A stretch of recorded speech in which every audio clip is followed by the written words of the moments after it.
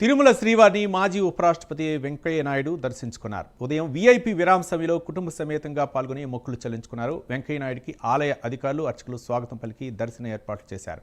అనంతరం స్వామివారి తీర్థ ప్రసాదాలు అందజేశారు. ప్రపంచంలోనే తిరుమల తిరుపతి దేవస్థానం హిందువుల స్ఫూర్తి కేంద్రమని తెలిపారు. స్వామివారికి వచ్చే కానుకలను పూర్తిగా ధార్మిక భక్తుల సౌకర్యాలకు మాత్రమే ఉపయోగించాలని కోరారు. ఈ విషయంలో ప్రభుత్వాల జోక్యం చేసుకోకుండా ఉండటమే మంచిదన్నారు. ప్రముఖులు ఏడాదికోసారి మాత్రమే స్వామివారి దర్శనానికి రావాలని వెంకయ్యనాయుడు సూచించారు. వీఐపీలను పరిమితం చేస్తే సామాన్య భక్తులకు ఇబ్బంది ఉండదన్నారు.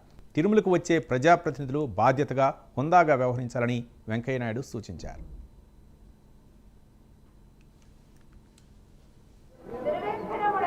కుటుంబ సమేతంగా శ్రీమతి ఉషమ్మ, కుమారుడు, కోడలు, కూతురు, మనవడు, మనవరాళ్ళు అందరం కలిసి భగవద్ దర్శనం చేసుకోవడం చాలా సంతోషాన్ని ఇస్తుంది. భగవద్ దర్శనం వలన అందరికీ సదాలోచన, సత్ప్రవర్తన, సద్బుద్ధి, సదాచారం వాటి పట్ల మరింత విశ్వాసం కలిగి సానుకూల దృక్పథంతో ముందుకెళ్ళేటికి అవకాశం ఉంటుంది. అందువలన జీవితంలో ప్రతి ఒక్కరికి ఆధ్యాత్మిక చింతన చాలా అవసరం.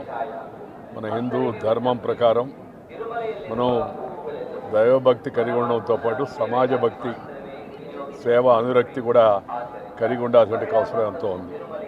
తిరుపతి తిరుమల దేవస్థానం కలియుగ వెంకటేశ్వర స్వామిని మనం పిలుచుకుంటూ ఉంటాం. ఎంతో ఒక స్ఫూర్తి కేంద్రం లాంటిది. ప్రపంచంలో ఉన్న హిందువులందరికీ ఇది ఒక ముఖ్యమైన స్ఫూర్తి కేంద్రం. వెంకటేశ్వర స్వామి దర్శనానికి వచ్చే భక్తులు సమర్పించే కానుకలు, ఇచ్చే నిధులు, వీటన్నింటినీ కూడా పూర్తిగా ధార్మిక కార్యక్రమాలకు, ఆధ్యాత్మిక కార్యక్రమాలకు, అలాగే భక్తుల యొక్క సౌకర్యాన్ని కలిగించడానికి, వాళ్ళకి వసతి, ఇక్కడ కావాల్సిన ఇతర ఏర్పాట్లు కలిగించడానికి వాటికే ప్రధానంగా ఖర్చు పెట్టాలనేది నా ముఖ్యమైన ఉద్దేశం.